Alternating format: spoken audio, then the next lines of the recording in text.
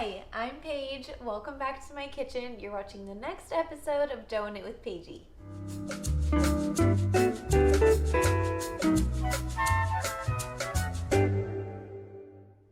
Tomorrow we will be baking the bread with Poolish recipe from the cookbook Bread Baking for Beginners by Bonnie Ohara. Now we're doing things a little bit differently this week. We are actually preparing this Poolish the night before we bake. Now a Poolish is a pre-ferment, and we're going to allow 12 to 16 hours for this to ferment overnight before we actually bake our bread tomorrow. I love making bread with Poolish because it gives your bread a really good flavor. This is also a great way for you to familiarize yourself with the process of fermentation before you jump into a more experienced recipe like sourdough. We're going to go ahead and prepare a pre-ferment that we'll add into our dough tomorrow morning when we start baking. So let's go ahead and start weighing out our ingredients. We're going to start off by weighing out equal parts of all-purpose flour and water. Now the book doesn't really say what temperature to have your water at for the Poolish. I really like to go based on the regular water calculations that are on page 21 in your book. We'll also be adding a small amount of yeast. In a large bowl, we'll add in our water and yeast and whisk that up until it's nice and bubbly. We'll then add our flour on top of our water and yeast mixture and mix this up until it's well combined. When you're making your Poolish, this is a very wet mixture. I mix this by hand, but if you don't want to mix this up by hand, this could just as easily be mixed with a wooden spoon or a rubber spatula. I'm going to be covering my bowl with a lid that actually came with my set of bowls. I'll link these in the description for you guys in case you're interested. Otherwise, just make sure to cover this up loosely. Now that our Poolish is prepared, we're gonna let this sit for 12 to 16 hours. So I'll see you guys in the morning. Hey, good morning. We are back. Our Poolish has been fermenting for about 13 hours. Here is what it looks like. As you can see, it's really bubbly. It's definitely doubled in size. It's still very liquidy like it was when we were mixing it together, but we're gonna go ahead and get this incorporated so we can make our dough. We're gonna start off by weighing out our flour, salt, yeast, and water. I like to weigh out my water into a large bowl. Now we'll add all of our Poolish on top of the water, and I'm just using a rubber spatula to get this out of the bowl. And now I'm gonna add the yeast on top of this, and I'm gonna use my hand and I'm just gonna mix this up until it's nice and bubbly. Okay, starting to feel like everything is well combined. I'm gonna let this hang out for just a couple minutes so the yeast can activate. All right, this mixture's been setting for about 3 minutes. I'm gonna go ahead and add in my flour on top of this mixture and the salt on top of my flour. I'm just gonna jump in and start mixing this by hand, by squeezing my dough, making sure all of the dry ingredients are well combined, and just really trying to get everything nice and incorporated.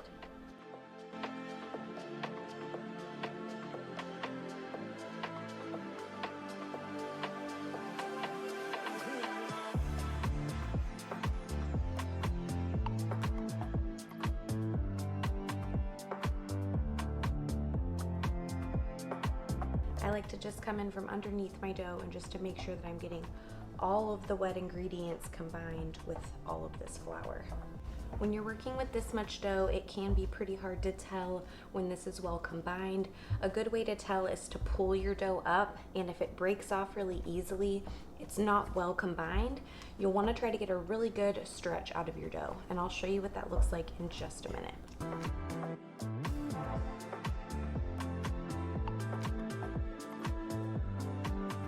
When your dough is well mixed, you should be able to get it really stretchy like this.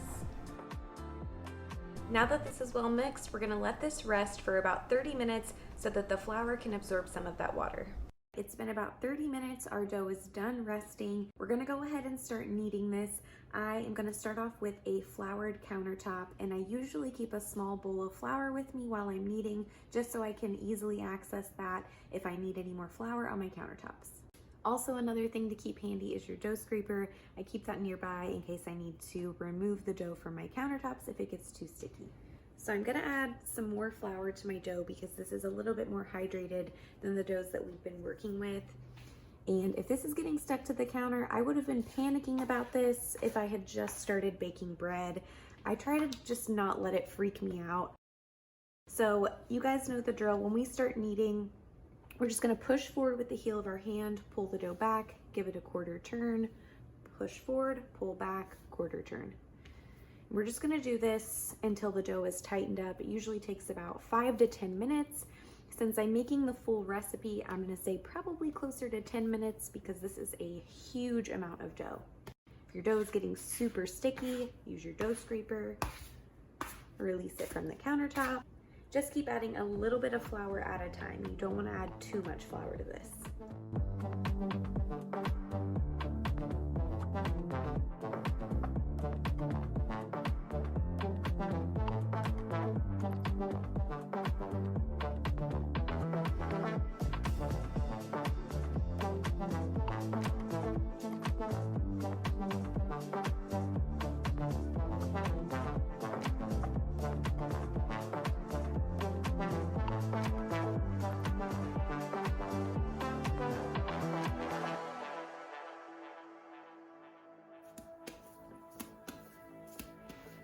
Since I've been halving my recipes in this series, this amount of dough seems comically large to me.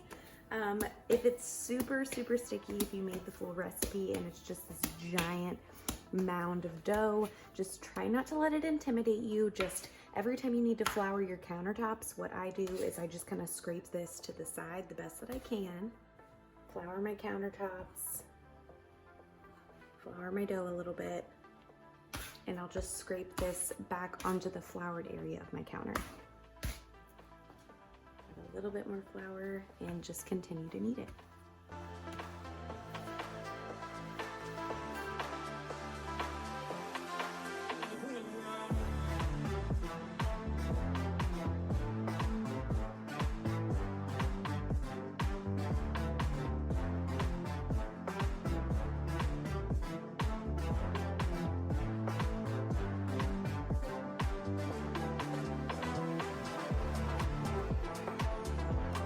Can probably tell our dough is kind of staying all in one tight ball. It's not really as flat or as loose as it was when we first started kneading this. So it's indicating to me that it's almost done being kneaded. I'm gonna knead it for just a couple more minutes and we'll be done.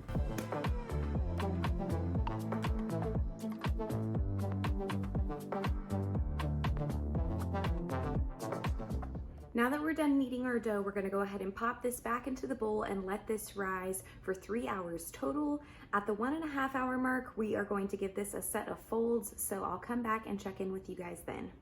All right, it's been about 1.5 hours. We're about halfway through the rise right now. We're gonna go ahead and give our dough a set of folds. This is a technique that we learned in our very first bread that we made, which was the first recipe in the book, the no knead bread. You may have noticed when we got done kneading our dough and put it into the bowl, it still was kind of slack and relaxed. This set of folds is going to give our dough a little bit more strength. So I'm gonna go ahead and show you guys how we do it.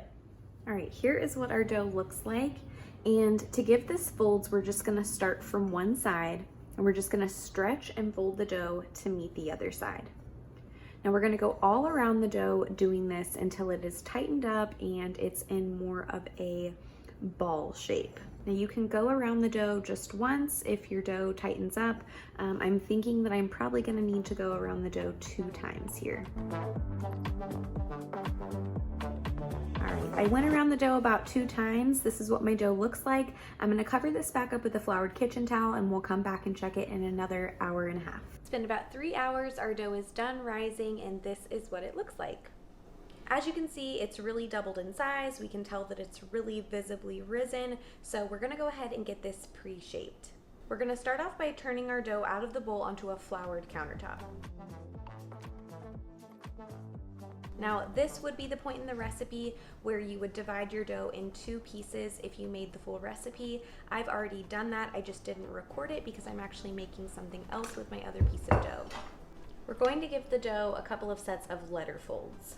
So come in from the farthest side from you and pull this down to meet the center.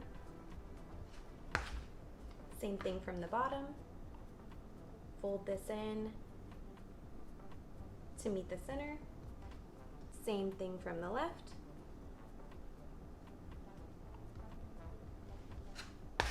And from the right. Now, if your dough is very relaxed still, you can go ahead and give it another set of letter folds. I think I'm going to do that. We're going to let this bench rest on the counter for about 30 minutes. We're gonna lightly flour our dough and cover this up with a floured kitchen towel. We'll come back and check it in just a minute. All right, it's been about 30 minutes. Our dough is done bench resting, and this is what it looks like. So we're gonna go ahead and get this shaped. For starters, we're gonna flip this over. I'm gonna add a little bit of flour to my countertop just in case my dough is kind of sticky. We're gonna do that same letter fold technique, and we're just gonna do it once this time. So from the farthest side from you, we're gonna fold this down to meet the middle. From the side closest to you, same thing.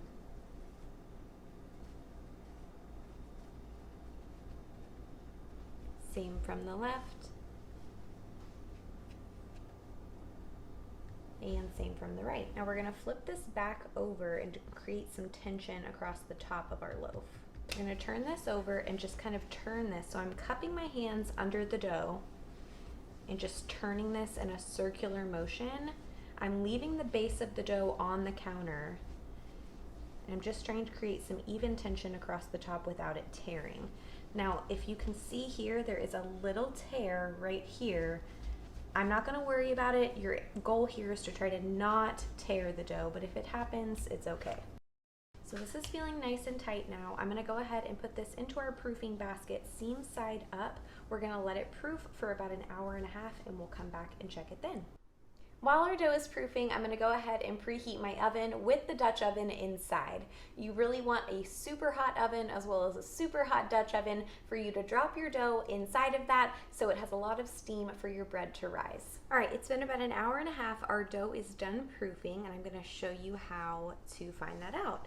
So while your dough's in the proofing basket, you can just poke your dough, and if it leaves an indent, it is ready to go. If you poke it and it springs right back up, it needs a little bit more time, but this is ready.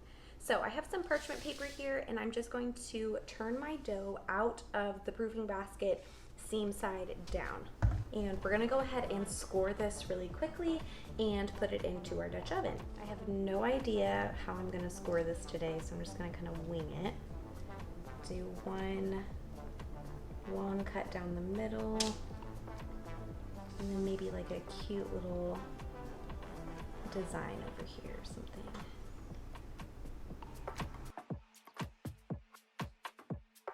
Okay, I just took our Dutch oven out of the oven. I'm going to put our dough inside.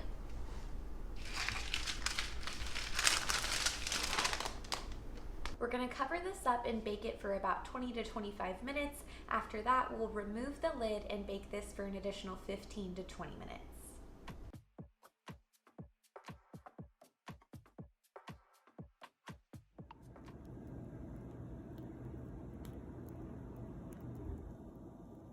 All right, so our bread's been cooling on a wire rack for about 30 minutes, and here's how it looks.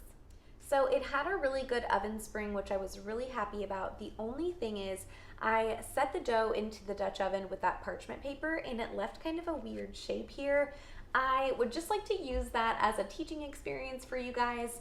Using parchment paper to drop your dough into the Dutch oven, sometimes it can get a little rippled around the sides. Personally, I'll just be eating this by myself, so I'm not that worried about it. If you'd like a more uniform round shape, try to drop your dough into the hot Dutch oven very, very carefully without parchment paper. With all that being said, let's go ahead and do a taste test.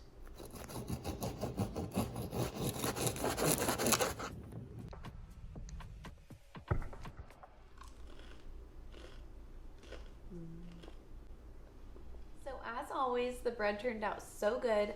This is such a change of pace from the enriched breads that we've been making, and I am so happy we are finally back on course with unsweetened bread because this is heaven for me. So be sure to tune in next week because we are making baguettes with Poolish, and I am so excited to try that recipe with you guys. It's a little bit more advanced, so I'm really excited to try it. If you like this video, be sure to give it a thumbs up, be sure to subscribe, and thanks again for watching Doughing It with Paigey. I'll see you guys next time. Bleed. Was that good? Okay. Was that good? Mm-hmm. So B-rolls on your phone, we're done with that. So the water, floured kitchen towel. Is that good? Mm-hmm. Okay. So we should be good, right? Was that good? Mm-hmm. Okay. Touchy.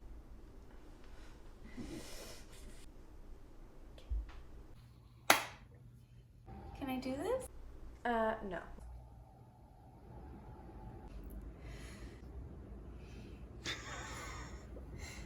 I'm fine. We're going to talk about how the parchment paper is a teaching moment. What am I talking about?